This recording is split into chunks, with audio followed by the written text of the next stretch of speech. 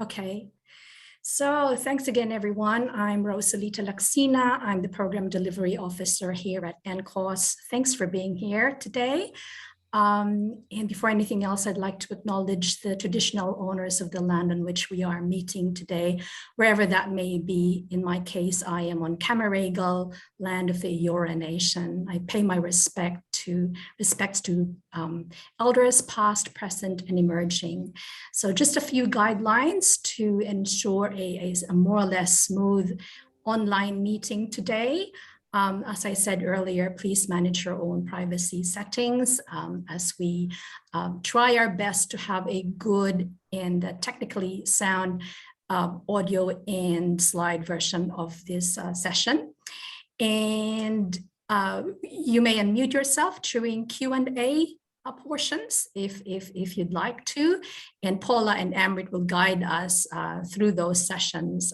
But during the presentation times, Paula and Amrit, we're just counting on you to let us know whether or not you'd prefer for the questions to be raised at any given time, or if you'd prefer for people to hold off their questions until the appropriate times. And everyone, if you can remember to select everyone in the chat box when you're typing in a comment or feedback, because in the past we've had instances where people typed in a question, but they forgot to select the setting and then it went to someone else. And so if you don't mind for everyone else to see your question or your feedback in the chat box, then please remember to select everyone. A PowerPoint will be available afterwards, and I will send that through Amrit and Paula. I understand that you will be sending us a user-friendly, a simplified version of the PowerPoint. So I will be sending that through in our post-event, communications. And there will be a short feedback poll afterwards. So please do stay, because we always welcome your feedback. So today we are on the second session of our human rights discussion series for 2022. And thanks to those who joined us in last year's human rights discussion series, which were centered around service practice and advocacy and leadership and human rights approaches in service provisions. And this year, we have a slightly different and very targeted focus and topic areas. So our discussion facilitators, as you might know, for those who have joined us last week, are from Third Space. They have been leading human rights education in vocational education and community settings since 2012. And that included designing from scratch curriculum frameworks, developing resources, and they also taught the first accredited human rights skill set for the community services sector in 2016 in partnership with the Australian Human Rights Commission. At that time, it was in conversation with Commissioner Susan Ryan, if I remember right. The skill set was embraced by the sector, with over 200 workers from Western Sydney completing the course. And I remember there was also a train the trainer aspect in that series. So I hand over to you, Amrit and Paula, and we will be discussing today intersectionality and human rights approaches. So I'll stop sharing now if you'd like to share your slides.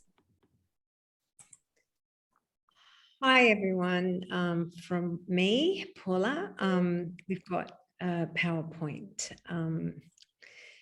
a discussion PowerPoint. But of course, to start, I'd like to acknowledge the traditional custodians of the land, all the unceded and sovereign lands on which we all meet. I'm on the lands of the Wallamadigal, and pay our respects and honour elders past and present.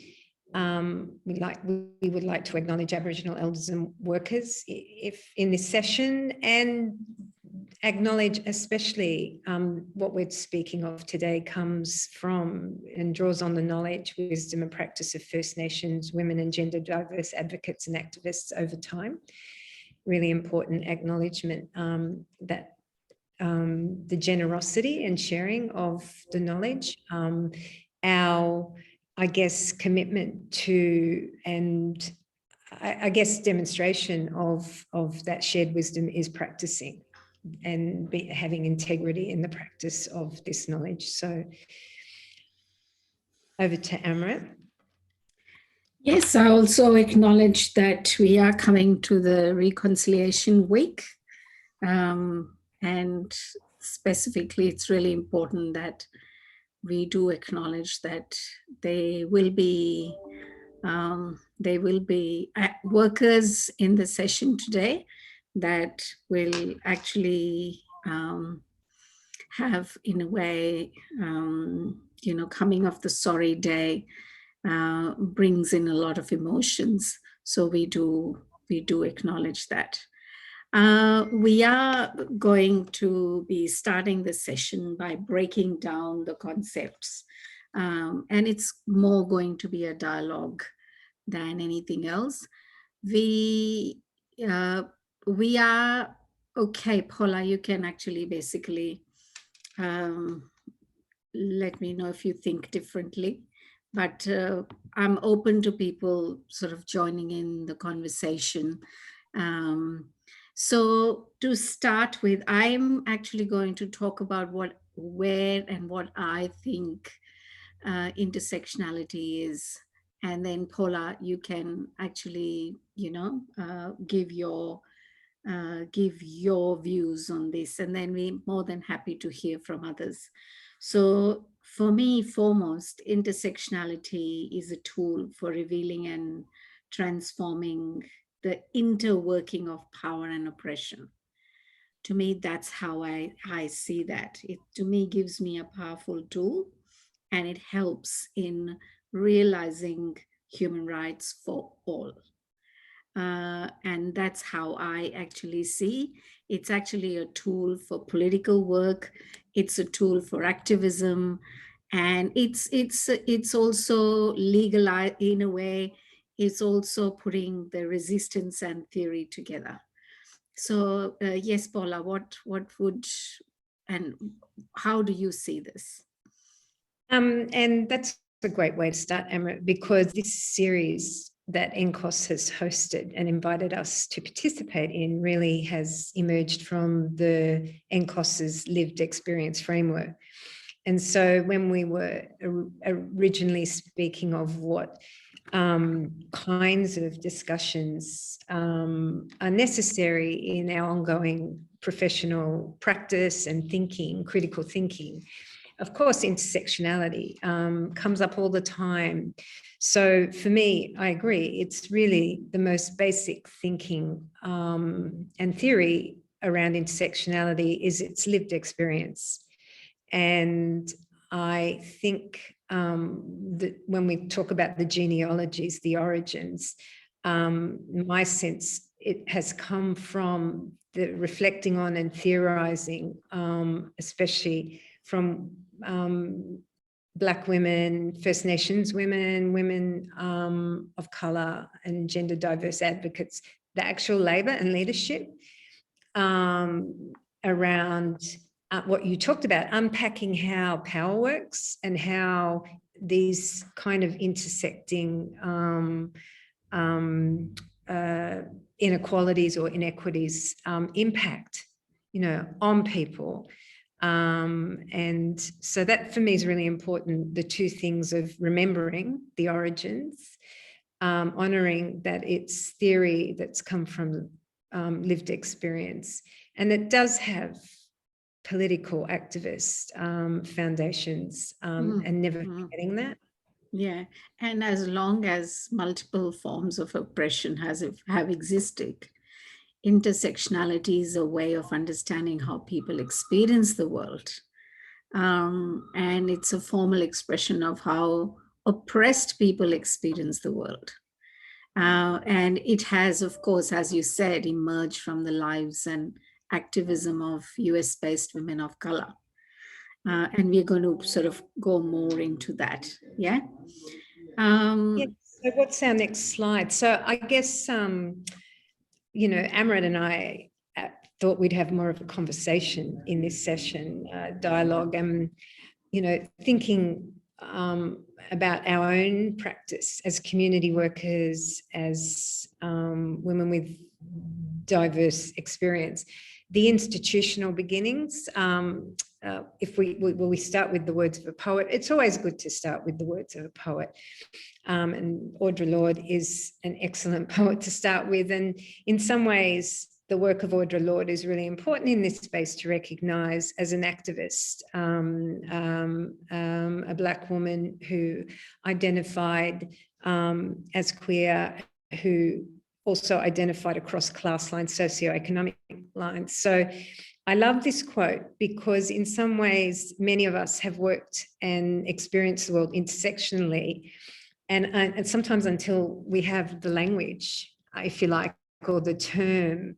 And I think Audre Lorde says this perfectly in this little quote from her work in Sister Outsider. First made into language, then into idea, and then into more tangible action is the way we give name to the nameless so it can be thought. And that happens a lot in this space, that before things get named and theorized, we're kind of talking about them and activating around them. And so I think it's important to note and honor that intersectional theory is rooted in Black feminist community, intellectual and political traditions. And that's predates the institutional beginnings of the next slide, even though it's really important also to honor Kimberlé Crenshaw. Amrit, the next slide. So that, yes. remember, this theory came from actual legal, kind of the legal space where we're just waiting for that next slide. It's because my slides aren't moving. I don't know. It's all right. okay. Is that better? It's work. So yeah. So Paula, can I add to the previous one? So I think it's important for us to basically look at how in 1989 the legal scholar Kimberlé Crenshaw, she introduced the term into the academic space. So there was a lot more that there was stuff that was going on before that, right? Which was the activism that you're talking of, right? But it came into the academic space in 1989. And since then, it's become a powerful tool for revealing the ways anti-discrimination law fails to take into account, all the conditions of marginalized people and how there's intersectional interface between the different groups. So even if we look at the report that we talked about last week, there's a number of groups that we've got there in the lived experience, right? But the last one, it actually says, and others, right? So if you actually want to look at how we understand intersectionality, is all those groups together, and the issues and dichotomy of all those groups together that actually then classifies intersectionality. Yeah. And literally that last, so in that group, the question in the NCOSS framework, what do we mean by people with lived experience? And there's a list of, I guess, group identified, as in First Nations peoples, people from culturally and linguistically diverse background, people with disability, lesbian, gay, bisexual, transgender, intersex and gender diverse individuals and communities. So a big group, and often, in our own experience, we tick those boxes, and often you only get to tick one, and even within those groups. So within those groups, which we will go more deeply into in this conversation. But it's interesting, the last line for me is really what today's about, any combination of the above groups. But today we're going to look at what intersectionality, does it speak to all combinations, or is it very specific? And that's kind of what we're going to draw out today a little bit more. So maybe if we go to the next slide,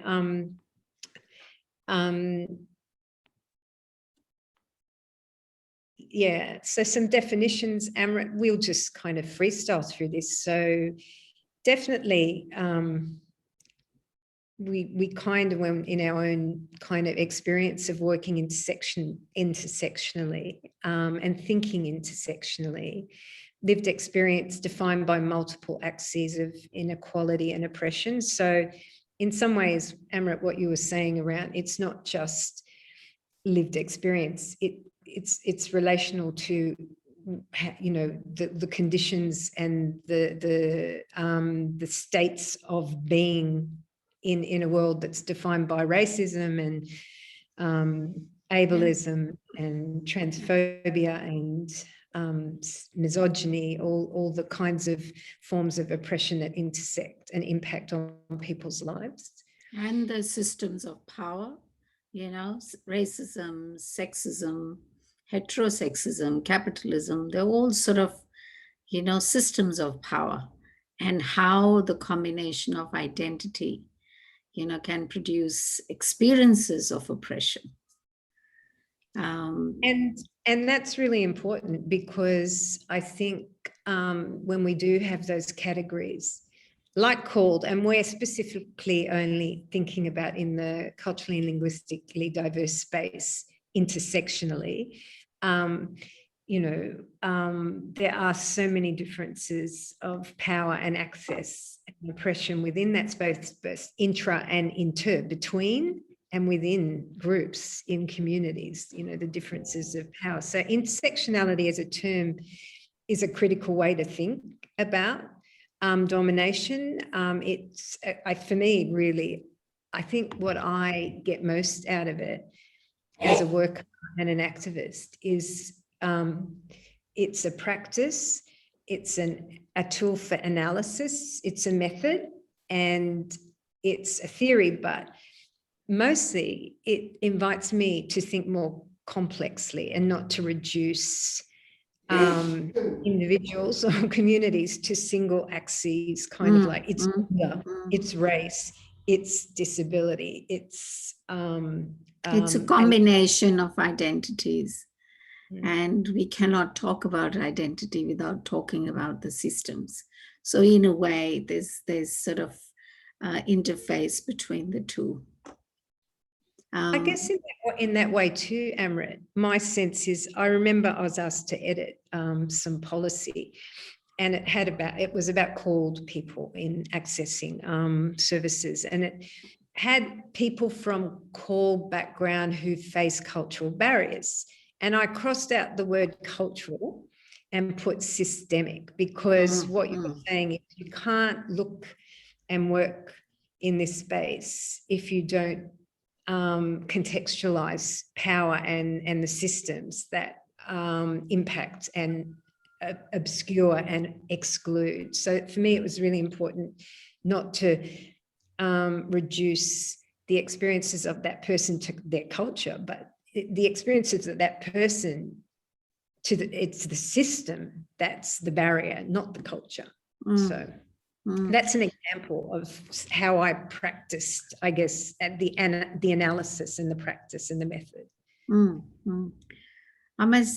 And you know, we cannot, as I keep saying again and again, we cannot talk about identity without talking about the systems, because systems are as oppressive and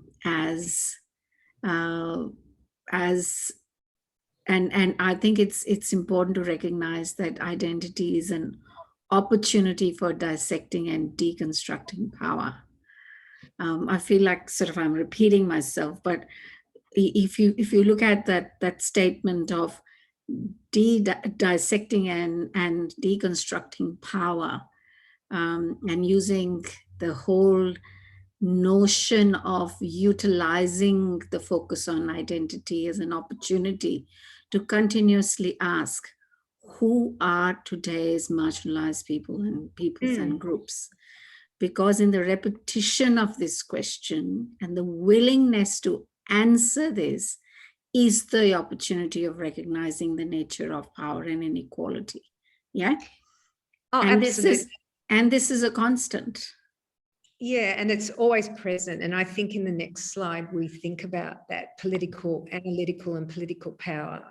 It's always present. So for me, thinking about how intersectionality is understood in terms of people with lived experience, as we said, it's a tool of theory and practice and politics. And I think within the scope of intersectionality, one of the most important things is what you said, it's an analytical tool and to analyze the present and the context. And I guess for me, most importantly, in this space, often I find myself, because intersectionality has become a buzzword and has been picked up, and in corporate feminist spaces has been appropriated.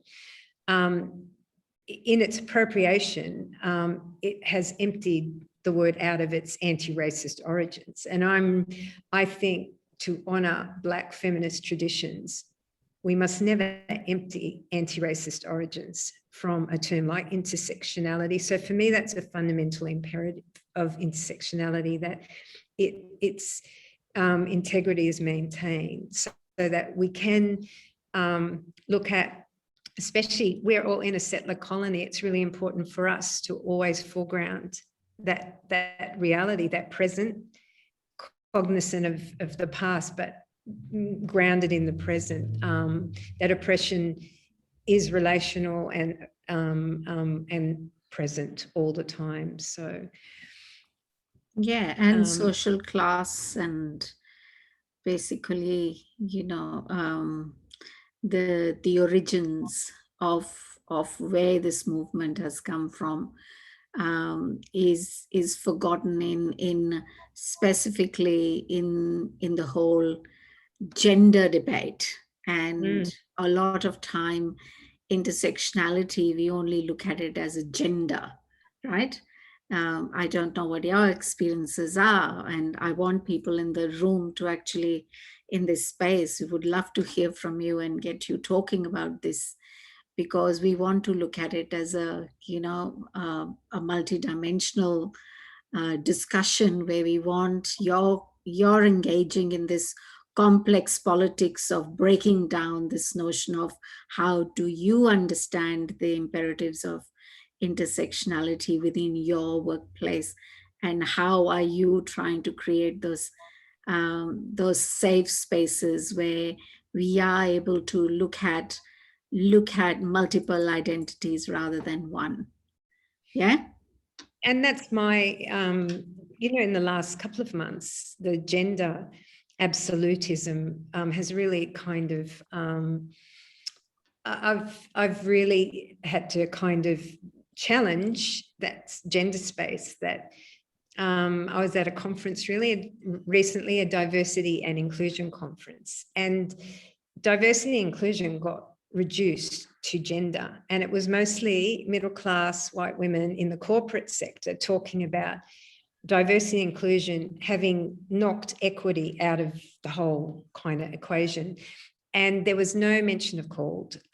There was a couple of what I would call token women speaking, but not necessarily that they were representatives of their companies, but not speaking specifically to what we're speaking about, the issues of representation and the superficial engagement with representation as really superficial tick gender, and not intersectionally, not interrogating the problematic space set up there around race, class, disability, safe spaces to speak. So I didn't even feel safe in that space, because I come from the community sector and the education sector. It was a corporate sector space. So a few people threw out the word intersectionality as a very tokenistic, and my sense was this is one space where there's no engagement in 2022.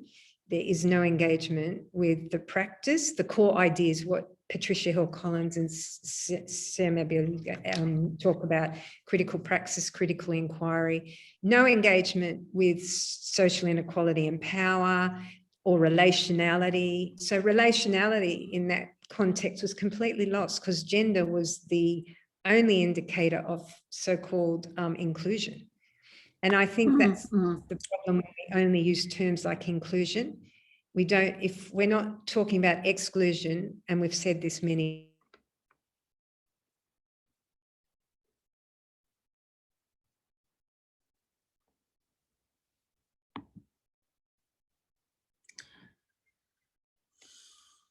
I think there's a problem. There's a problem with Paula's internet. She might have to log back in. So I'm actually going to sort of continue about this core idea of critical inquiry and critical practice. And I'm going to go back to the identities of sexuality, politics, social class, and how there are daily experiences of interacting with people, and to some degree they require for us to understand and have a knowledge of those multiple identities for people in order to actually practice intersectionality. So in basically in the work that is rooted in social, political, economic, and cultural attitudes, then it is sort of, when we run the welfare programs, then we can't just rely on what we have an understanding from the policy, but also what we have understanding of people. And that's where the critical inquiry comes into our being. And going back to our initial human rights discussions on participation, then becomes a core idea. I'm going to move into, Rosalita, can we try getting Paula back in?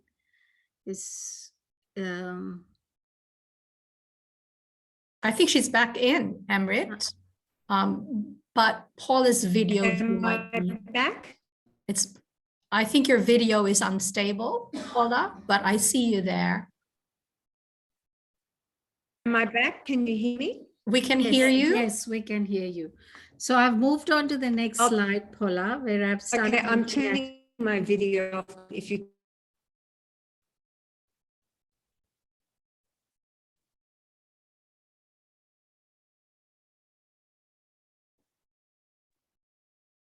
Yeah, do you want to talk about the intersectional analysis, direct with and how it interfaces with different approaches, and how we cannot look at these in silos?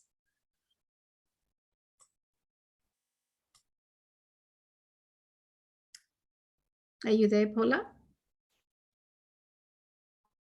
I think Paula's still there. She just might be. Can you hear me? Yes. Yes. Vaguely, Paula. Can you hear me? Yes, we can hear you now. Yeah. Hello. My internet is unstable. Like I could say myself. Can you hear me? Okay. Yes. Yeah, I'll turn my video off. Sorry, everyone, for that. So, I caught the tail end, Amrit, of the analysis, like directing our critical attention to analyses. So I suppose we've just got this lineup of different ways we can use intersectionality as a tool of analysis. So as Amrit has you've kind of talked about categories of identity, not reducing identity to the silos, looking at structures of power and how there are hierarchies of power, looking at systems of inequality. And again, those systems of inequality, there's hierarchies. The silo approach, or what we call the single lens. So even in human rights, we've talked about this before. I think we kind of talked about it when we were doing the human rights approaches to community work. It is set up as sex discrimination, race discrimination, disability discrimination, age discrimination. So actual legal mechanisms and our thinking is very siloed. So I always remember when I was working with women, immigrant women in the 90s, and you know, women would talk about, you know, discrimination and go to the commission, and from the sex discrimination get sent to race discrimination to get sent back. So there was this kind of really not an intersectional approach, if you like. So I guess intersection gives us an opportunity to critique the played as, I guess, for us.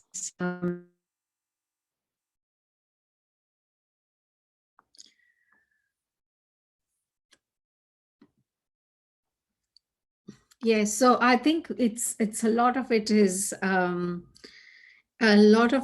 to do with what we have talked about, the interplay between race, religion, inequality, power, diversity, and the multi dimensions of all this that actually come together, and we reflect on it and critique it. And that, in a way, is analysis of how we look at intersectionality. How is intersectionality currently used? So, Paula, are you back on?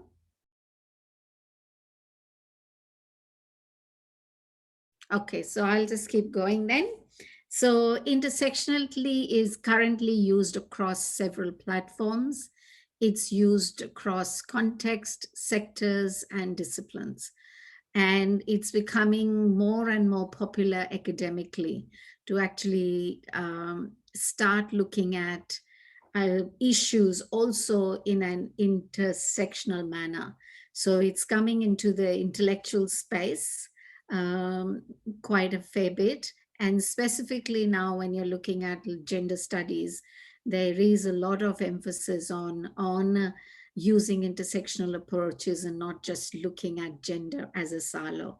And if I give an example, say for a woman who's a migrant woman or a refugee woman, new arrived in a country, she would have multiple issues, like she might be on a temporary visa and she's not able to access services. She might not be speaking the language. She might also have faith issues, and that then will also impact on her ability to be able to access a number of services. Or if she's accessing services, it might have impacts on, say, she might be vilified within her own community to be able to claim her full human rights within the community. So that in itself is an issue for that person to participate fully. And again, I'm going back to the human rights approaches and using participation as one of the most effective tools of our practice. Paula, I've started breaking down this how we are currently using intersectionality. Do you want to expand a bit on that? Yeah, maybe if we go to the next slide. Apologies for the terrible cheap uncle internet today, but here I am. Yes. So I guess, have you spoken about, sorry, I missed it, probably about 5 minutes there, but the relational aspect? I haven't actually. We should focus a bit on the relational aspect. Yes. And solidarity stuff. Yeah. So because that solidarity is key, in intersectionality. Yeah, and I think relational is really important for me as a worker, and as someone who, I guess, if we're talking about lived experience, that praxis is, and where theory is not divorced from lived experience. I think for me, relational is really important in the community work, because intersectionality attends to or thinks about or considers group, different dynamics of power within groups as well as outside and between groups. So for me, it's always kind of reflecting on people's sense of power, how we if we're thinking human rights, how accountable we are in terms of making space, ensuring that in some projects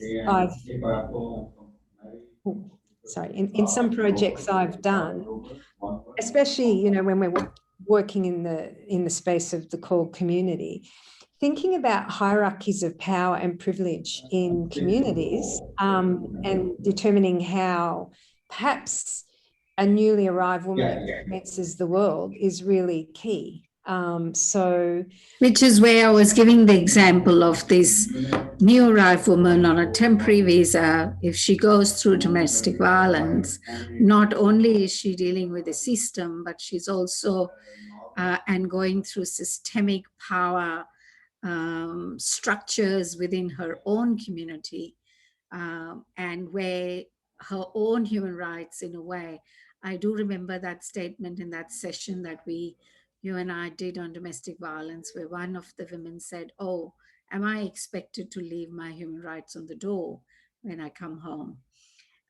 So I think those kind of things and those statements are very important in terms of understanding the hierarchies of power and privilege, specifically for women from cult backgrounds.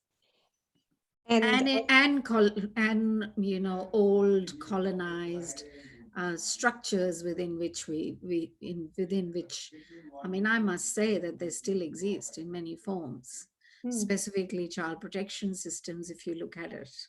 And our own sector and how our own context of our organizations. And I suppose, like in the next slide, we ask ourselves, why is intersectionality an approach to thinking more critically, reflectively, and thus making us, I guess, more conscious. And for me, it's about critical practice. Like, I always think about what can I use to build my critical thinking, my practice. And intersectionality, I know we've kind of talked about this, but what you said, it exposes how inequity and oppression and power and inequality are organized and ranked. So it's a system that we're unpacking in that. And it transcends that occupation with one kind of way of thinking. I think that the most common way I've used to explain it in settings, community meeting settings, is not privileging one dimension of inequality over the other. And I always remember, I think over my last 30 years, I've always kind of come back to, why are you privileging gender over race? Or why are you privileging race over gender, or over sexuality, or over disability? Because that's not how people experience the world.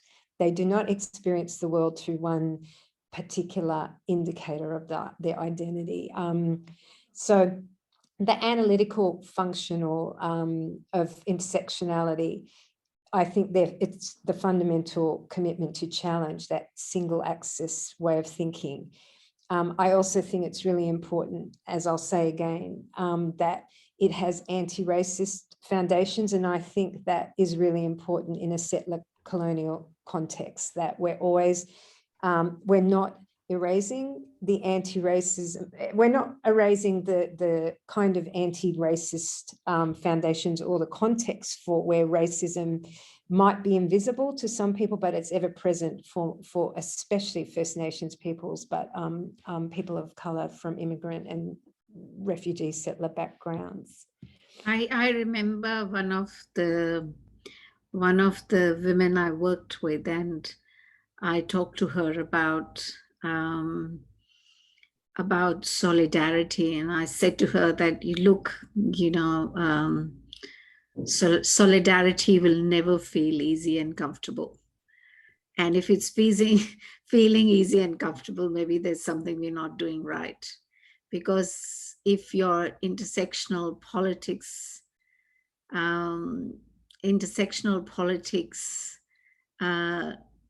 amounts to an account of your identity and nothing else, you have not gone deep enough. And it's about shifting power to create just and equitable community, irrespective of our identities. And I focus a lot on that because we begin to do that by start taking an account of those on the margins and how people experience multiple and compounding forms of oppression. And it demands that we use this analysis to understand the operation of power and begin to strategize the way in which strategize ways that we put people. And, like you said, that I would never put one privilege or one oppression over the other, the same way the experiences of oppression are the center of human rights analysis and work. And I mean, it's a really important way of thinking, because it changes the way we develop programs, or we develop services, or we develop ways. So if you're thinking about, lived experience frameworks, like I think it's a really important way that we decolonize in a way. For me, it's about decolonizing our thinking as well. And certainly in the next slide, we could open up, because there's not a big number of people. It's great to have a group we could start a conversation with in the next slide. If we're thinking about intersectionality as a complex theory, method, and critical practice, and its kind of analytical bite that comes from its rootedness in the lived experience of people, the practical and the daily, the everyday. What does that mean for organisations and advocates? So we could open up now to anyone who would like to ask a question and encourage people. It's, a space where people can ask questions, any kind of question. We're teachers at heart, so any questions or comments or stories are most welcome. Does anyone want to take a breath? And you can put it in the chat if you don't want to speak. But certainly the question is about our own contexts. Is there something you can think of?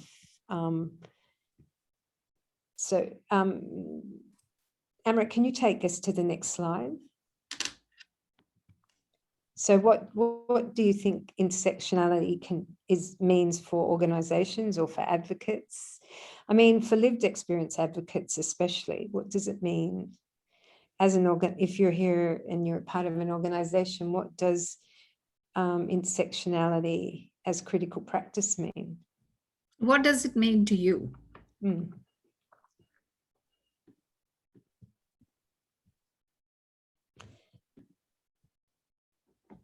We've confused everybody, Paula. No, I think people are reflecting, probably, most likely, because it is. I think because it's ongoing. I remember being asked to write something in 1993. I found it was actually the Family Planning Association, a special called issue, and I really wrote about what was happening I worked at Immigrant Women Speak Out, and we were working intersectionality, and that word hadn't become so current in the space of political feminist kind of activism, but we were actually doing it. And because a lot of the work we were doing really was about all the work we're doing was about lived experience. It was about providing spaces for immigrant and refugee settler women to be part of leadership, be part of guiding strategic planning, using their everyday lived experience. So we wrote about it in terms of that, but part of our writing and thinking was really about most of the battle was fighting, I suppose, in that space, women's services, migrant services. There were all these levels of kind of blowback against that kind of critical, because when you start analyzing power and naming it and naming it, the hidden, what I've found most in that space, naming where the hidden and the invisible power are. And that for me, you get the biggest blowback when you name and identify hidden and invisible power. And that's cathartic at times. And it's also can produce a lot of violence because you're really naming what is intended not to be named and identified. So did anyone put anything in the chat? Sorry, I can't see the chat, so. I can't see the chat either. Hannah does have a comment. The discussion was really helpful for my work with people with lived experience of accessing alcohol and other drug services and developing this work into educational resources.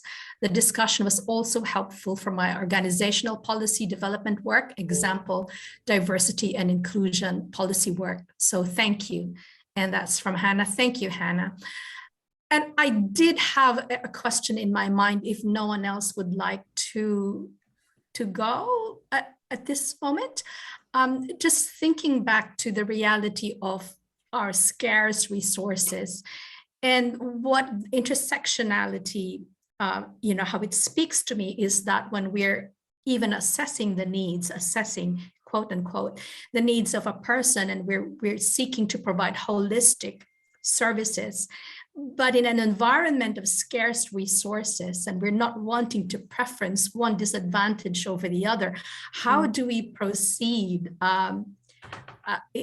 It's just difficult where you have scarce resources. I mean, my sense has always been, and my practice has always been, start with the least, the people or the community or the individual with the least power. And that's at the intersectional, where the compounds. So in some ways, what you're centering, in some of my work in the last few years, I've worked with people, women and queer people from asylum-seeking backgrounds who have no support systems, no services, very limited services. And so that's my starting point, and building programs. Then you're inclusive of everyone. You're actually, in some ways, centering. For me, that centering of intersectionality, starting with intersectionality. So you're thinking about all the different intersections of race and gender and disability and age. It's all about access. It's all about, so for me, in some ways, thinking about the most excluded, the least power, the least, someone last week said to me, when we use the term, and I've used it a lot, underrepresented, what we're failing to say is systems are set up to exclude. So when we say underrepresented, it's kind of a passive word, because we're not naming that person has been excluded because they're a trans woman who is seeking asylum. And there's all those levels of power and harm that have been directed and imposed and deliberately excluding. So I'm going to refer back to this slide where we talk about single access thinking and anti-racist foundations. And I'm not sure that you can see Olivia's comment there, and Aish also has a question. Can you see them, Amrit and Paula? No, we can't. Oh, okay. I'm so sorry. I don't know how that's happening. Olivia, I'm happy you're there. to talk to my point, Yeah. Rosalind, if that Okay, makes sense. good. We'd love you to.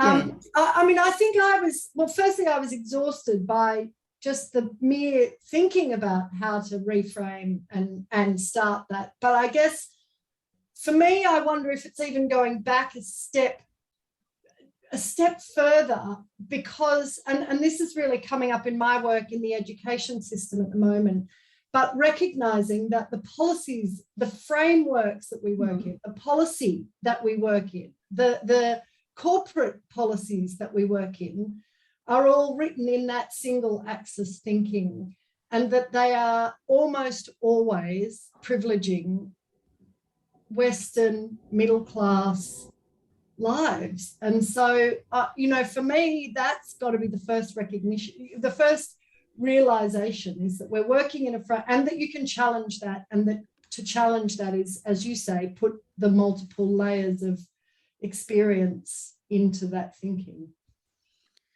That's beautiful. Anyone else? Aish has a question. Aish, would you like to say that aloud, or should I read it? Yeah, sure. I was just going to ask, how do you know if you are at some point excluding a particular minority group, or yeah, like how do you know if you've gone through and exhausted all your options? Because yeah, I just want to ask that to begin with. It's such a good question. That is a good question. You never know. And Yeah. the question I've always asked myself is, who's not here? Who's not here? And intersectionality, because it kind of, it's an ongoing project for me. It's never closure. Like, I think the theory will continue and the praxis will continue to grow, because as I guess the thinking, especially the thinkings come from lived experience, the thinkings come from activism, the thinkings come from resistance, really importantly. So at some point we are excluding when we put, you know, I go back to Olivia's point, we've got parameters. We can only have, in, you know, 10 people in this project, we can only have this group, we've only got this many resources. So with all those kind of restrictions and limitations on the way we work, our sector is really restrictive and reductive.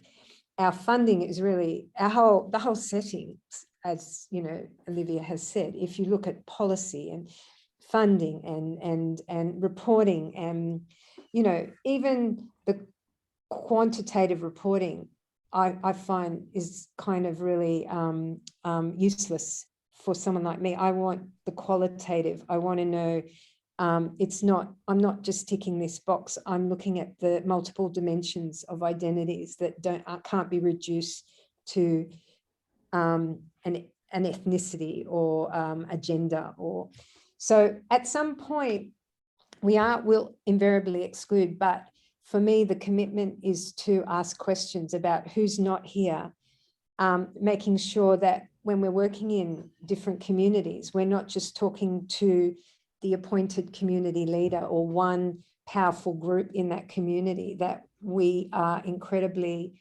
open to seeking out who's not there. And that takes, that's developmental work, that's building trust, because often when people aren't there, they've been historically excluded, or they may not feel safe in those spaces. So I see Aisha's next comment, to be mindful of not being tokenistic. And I think that's really important, that we're not, it's like, I can tick all those boxes now and I'm going to get funding, refunded, because I've ticked all those boxes. But in some ways, part of our role is to challenge the systems we're working in. And that's what we've actively done for the past 30 years, is challenge the systems of identity, challenge systems of diversity management. And power and oppression. And power of oppression, of course. Yeah. Yeah. So, Paula, we're looking at now moving on, looking into the critical practice, right? And intersectionality's critical practice can occur anywhere and everywhere, I guess. How do we, the question comes as to how do we then ensure this in our practice? How do we go about creating that solidarity that we've been talking about? How do we go about shifting the power to create the just and inequitable communities that we want to, using intersectionality as a tool? Well, if we go to the next slide, is a good example. And we can all put our hand up for the next slide, that a lot of our organizations have multiple plans.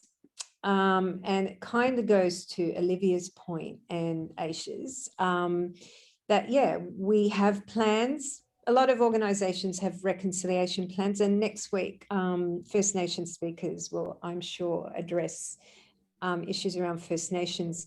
We can only speak really in terms of look at the cultural, and one of our colleagues came up with that wonderful name, CLAP, cultural and linguistically, or MAP, multicultural action plans. A lot of people don't have those, I might add. In my experience, I don't come across them very often. Or they are there or sitting in the shelf somewhere and people don't know about them. Or they've been mainstreamed, and as we say, because I heard last week, once again, people saying multiculturalism is everyone's responsibility. And when I hear that, I go, well, when it's everyone's responsibility, no one takes responsibility. So in some ways, all these silo action plans are developed in some ways separately. So I know in my space, I work in very specifically multicultural space, but I know a lot of course, the communities and students I work with are people with disability, people who have multiple kinds of dimensions of oppression in education systems, I might add. So those plans, if they don't attend to the complexity and the intersectionality, they're excluding a whole group of people, and people get shafted from one plan to the other plan. So that's an example of systems we have to undo and start looking at equity across all those intersections. I think that's a good, this is an example we can all probably nod our heads at. And someone, Aisha said, only heard of reconciliation action plans. So there's I've worked with some organizations, especially in the arts sector. I've worked with multicultural action plans. I'm on a working group at the moment, working on a multicultural action plan. And I'm really conscious in that group I'm working, I'm constantly saying, where's the intersectionality? Are we just looking at race? Why aren't we looking at all these other indicators? And so some of the questions we could ask ourselves in our organizations, how many plans can we develop? Do they speak to each other? Do we recognize in a multicultural action plan that we're on stolen land, that we are committed to solidarity work with First Nations peoples? How are intersectional concerns and intersectional solidarity addressed and practiced and articulated? I think they're really good questions for us to take away and consider taking to our boards or our managers. Amrit, did you want to add anything? I think that's brilliant. These examples basically are looking at how we use these approaches on a day-to-day basis, and looking at, again, not one axis thinking. We are actually looking at thinking on multiple axes, where we are continuously using the framework to critically analyze, to reflect. And these are tools, as I said last week. Reflection is a core competency of community workers, and if we reflect critically on how we are using intersectional approaches within our own work practice, we become more and more aware of, again, using this as a tool to analyze power and to look at how we can minimize oppression within our own work practices.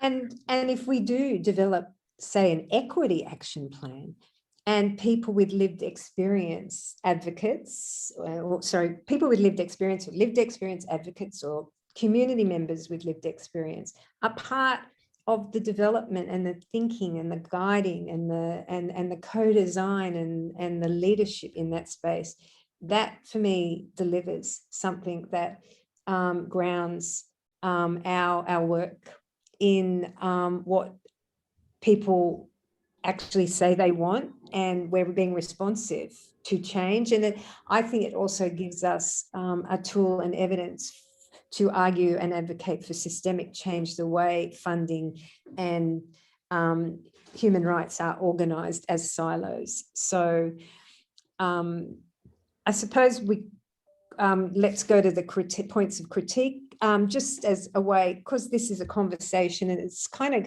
a critical dialogue about, I guess, some of the points of critique we also come across in this space. In the next slide, in thinking about intersectionality, it's because it has been picked up in a lot of kind of spaces.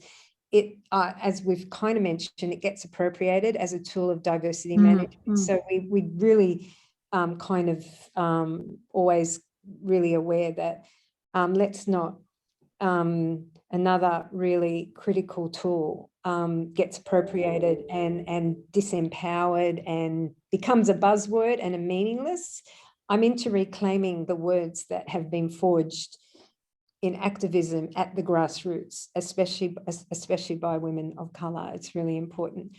In that way, you know, intersectionality gets institutionalized, and don't we have a history of our terms being institutionalized in really troubling ways? Or becoming just an academic theory and sitting in books and not being put into practice. That's right. So it becomes a buzzword, it becomes performative. So so many times I've seen intersectionality invoked in performance rather than actual labour, and stepping back and allowing people with lived experience with multiple kinds of identity. Being at the centre of the speaking and the leading. So that they're our main kind of points of critique. But we would say in the next slide, I guess, avoid citing practice. If you're not critically committing to and supporting First Nations people, women, and people from diverse genders, from immigrant and settler backgrounds, in material, intangible, in real, empowering and respectful ways. Intersectionality, I think we dishonour its beginnings when we don't and lose what it actually, it loses what the historical foundings of that are. And it loses the actual multidimensional criticism and that it's meant to actually explore, and it loses the fundamentals of what it is grounded in. Yeah, so it's not ornamental in any, and that going back to Aisha's, like, let's not be tokenistic. Let's make it grounded practice, that it's actual practice. And I think the lived experience framework provides us with guidelines and like principles and practice guides to actually practice intersectionality, so that it's not co-opted, corporatized, colonized, and emptied of its anti-racism origins, really importantly. And the last point, I think Emma and I have had this conversation so many times, that intersectionality often gets inflated with diversity. And I have found myself in the last probably year having to make an equation around, especially everyone there has diversity and inclusion, or diversity, equity, inclusion, if you're more kind of committed to this space. And thinking about diversity is really a demographic. We're actually talking about a demographic. It doesn't really, if the fullness of the word, you can say, of course, within diversity, there's intersectional diversity. But the way it gets used, it's kind of like very surface.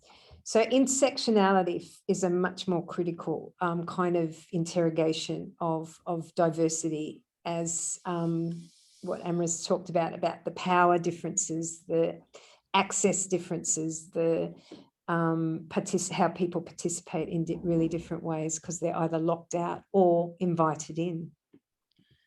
Yeah, and to me, it's also a tool to look at the social, political, economic, cultural, institutional practices, and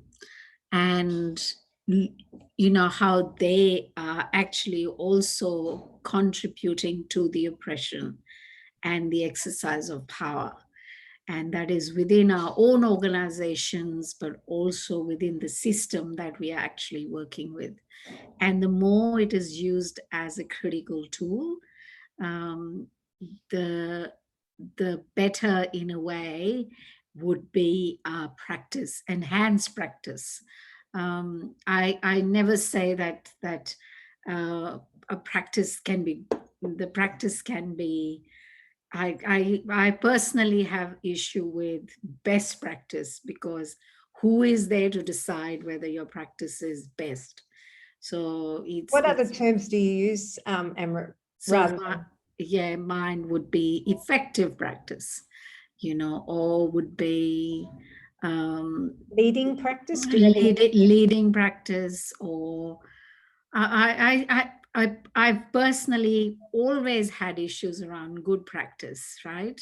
Because in a way, unless the person I'm working with tells me or is able to critique my practice or has the ability to give me feedback that my practice was good, the systems analysis is, to me, an institutional analysis that I will always have reservations about. And is that person with lived experience feel safe enough to even tell you that? Yes, I mean, my sense with good is it's minimum standards. Like, it's good.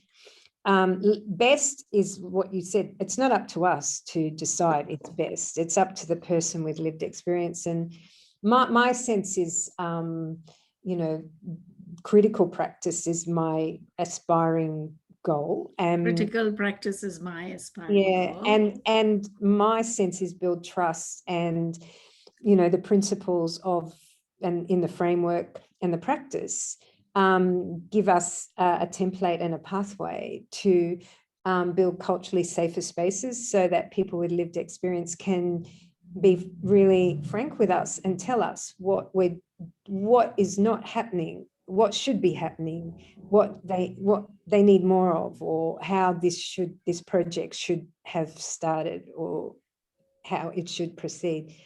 Aisha's put something in the chat I've just noticed we'll speak to before we wrap up and take some more general or specific questions. So Aish, may I clarify, when engaging with First Nations people and core communities, is it important for the org to have a rap, dap and clap before the engagement? Or is it to be done for the benefit of the organisation with its engagement with diverse stakeholders? We haven't, so sorry if your answer came. I mean, isn't that a good question? Why do people develop action plans? I can't answer specifically for organisations, but I worked for 2 years in a project where we worked with 20 organisations to develop equity action plans, and most of those organisations had raps and daps but no claps. And some funding in some states does ask that you have a disability action plan and a reconciliation action plan. A lot of organisations commit themselves to having plans so that they can map out goals, objectives, and measure. a good plan will always do that.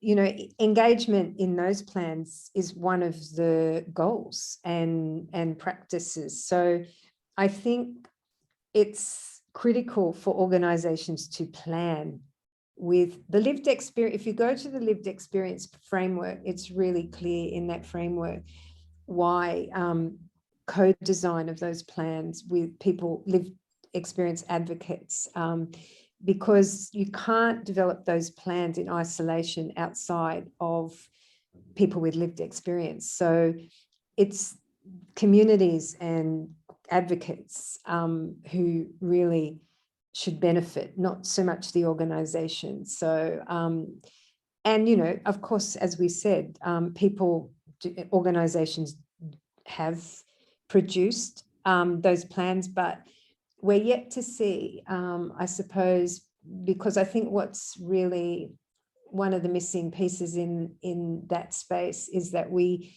need more effective critical metrics and evaluation and funding to evaluate those plans so that we can really analyse from an intersectional perspective, really analyse how meaningful and impactful, that to use that word Amrit's talking about, how effective are those plans if we don't evaluate them properly? And we need funding to do that. We need knowledge and expertise to do that. And we should all be trained up in that space to be able to do that as part of our work. But of course, everyone, I know from the beginning, where there's exhaustion and fatigue, and we're all underfunded like 1,000%. So, but it's an important question, Aish. Thank you for asking. And a lot of government departments they are required to have these plans, and it's part of, in a way, the accountability of government departments that they would have those plans. And many times those plans, again, operate as silo documents. So I know within the organizations I've worked with, in government departments I've worked with, these policy documents will sit there. You will only hear about those when, you know, it's time to report, or, you know, you're given 10 minutes to come up with what you've done in those particular areas for the CEO to probably put the report together. I mean, at the moment, it's like reporting time, and everyone's like, oh my goodness, we haven't done this in the plan. Quick, let's do it. That's not how you do it. Exactly. So, yeah. I mean, I asked because my organization does not hold either plans, but is centered on consumer engagement. So, I mean, in some ways, maybe have a look at the lived experience framework as a guide and template to developing, maybe because it's consumer engagement. And that's really interesting because consumer actually totally erases intersectionality in some ways, assuming all consumers have the same kind of access. Or so in some ways, that's a great question. Actually, it might be worth taking back and saying, what does consumer engagement mean in a space where inequality and poverty and so I'm going to get Rosalita or Andrea to put the link for the lived experience framework in the chat so you have access. So does anyone have any, we've got about 10, at least 10 minutes to, oh, here's a beautiful question. Amrit, do you want to read it? Or Monica, do you want to read it or speak to it? I can't see the chat. I don't know why. Is Monica there? We'd love to hear your voice if you want. You don't have to. Okay, I'll read it for Monica. How do we simplify intersectionality when training new frontline workers in community services and the notion of power and institutional issues that some of the complex and vulnerable clients struggle with? Sorry, my mic is not working. Thank you, Monica.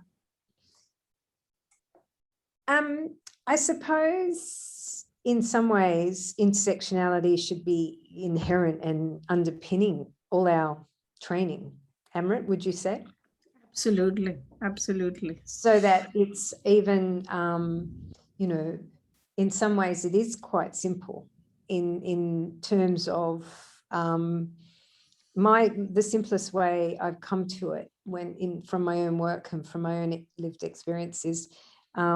Yes, when you're discriminated against, you don't kind of separate race from gender, from age, all those different categories. So in some ways, intersectionality should be core capability, core learning in all our training in community services, so that we come out of training or our professional development thinking intersectionally, that we and that doing that means we're actually challenging the systems we're working in already, whether it's human rights framings of identity or and I think the rest of that question is really important. It's around the complexity and making space for people with lived experience to be able to,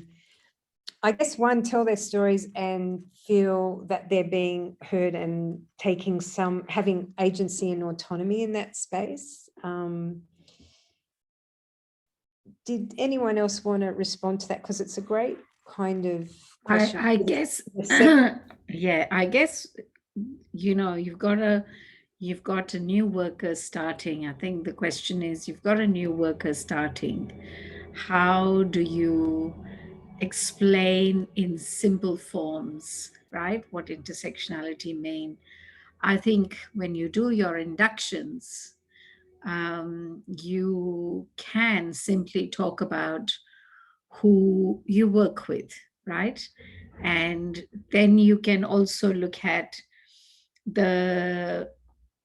when you're working with people, people will have multiple social identities, right? And how do we simultaneously analyze, and how do we simultaneously work with race, gender, class, age, ability, all that together is what should actually be part of our induction processes.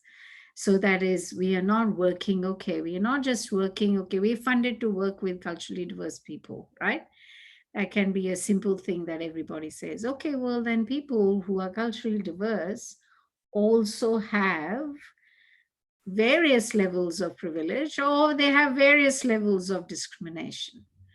So when we are looking at that, we are focusing on these different social identities that people with cultural experiences will have. That we are not just saying, okay, our culture people sit in one silo space. They have race issues, they have religion issues, they have issues of ability, they have issues of identity. They would have, like Paula started and gave examples of working with an asylum seeker, and also identity, right? Sexual identity. So when we are talking of that, we are looking at all these multiple praxis, multiple ways of how we inquire about the person. So they're all part of our basic analysis or intake tools that we can then incorporate into our daily practice. Yeah. And make our programs more inclusive. And I use that word there deliberately, because if we don't do that, our programs become exclusive because someone can't access them. And in all of this, we go back to our point when we look at the lived experience framework. In the practice guide, remembering cultural safety is in every of the principles, meaning that we can't just assume people who've experienced multiple intersections of discrimination or oppression or exclusion will feel safe in our spaces. We actually have to do the work to build cultural safety in all our spaces, in dialogue and with people with lived experience leading that. They are the ones who are best placed to tell us how we can build cultural safety. And reflective practice and evaluation is part of a regular, it's one of those guides that goes, the practice guides that goes with every principle. So whatever we do, we then reflect, we evaluate, and we improve. And it's in a way that's a continuous process. Yeah. That's it from us. Oh, we can see everyone's faces now. That's nice to see. Yeah, if you have any more questions, Rosalita's going to launch the feedback poll. Anyone wants to ask a question, we've got about a few more minutes.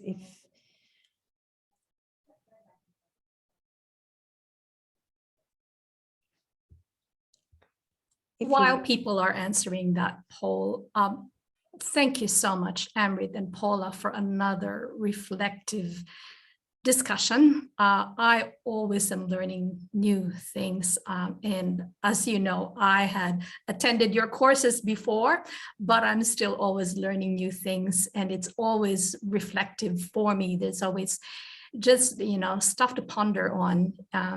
So thank you on behalf of this group. And if anyone else would like to, raise a comment or feedback while you're answering the poll, that would be great. And I'm not sure if you can see the poll. It's still on. Is it? Can people see the poll? Okay, because I can't, but yes. The internet today, I'm sorry about my internet dropping out. I actually had to move rooms. I think it was the room I was in. It's so lovely, and it's such a nice approach to these very, very complex subjects, just to hear you talk about them, rather than to sit and feel like we're being lectured to, but rather that you're having a conversation about it. Is such a nice way to be invited in. Thank you. That's great feedback, actually, Olivia, because we kind of thought, and now, I mean, even though there's a PowerPoint there, because I hazard a guess, I don't even hazard a guess, I know theories come from conversations, often around kitchen tables, often around spaces where people have reflected and are activists. So the conversation for me and the story is really important in the learning, and I guess us taking it away. I had that learning with First Nations elders. It was always conversations about, power and respect and reciprocity and generosity. So, and solidarity. And solidarity.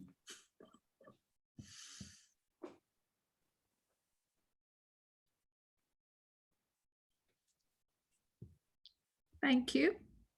Thanks, everyone. I hope you have a good week, rest of it. Okay, so thank you, Paula and Amrit. There are quite a few feedback also in the chat box. I'll send them to you separately. But thank you, everyone. And I will see you next time on the 1st of June for First Nations and Human Rights Approaches. Thanks, and bye for now. Thank you.